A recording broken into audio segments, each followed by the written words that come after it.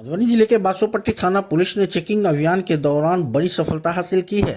थाना चौक पर संदिग्ध घूम रहे दो पैदल व्यक्तियों की तलाशी ली गई तो उसके पास से एक देसी कट्टा बरामद हुआ।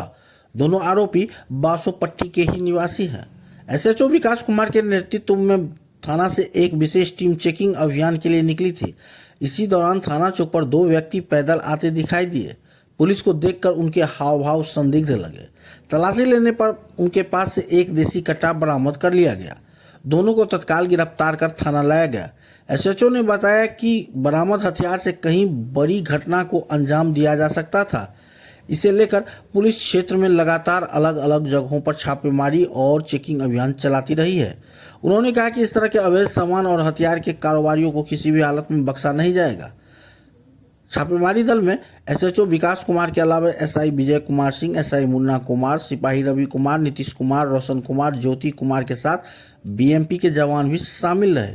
गिरफ्तार दोनों आरोपियों के खिलाफ आर्म्स एक्ट के तहत मामला दर्ज कर आगे की कार्रवाई की जा रही है।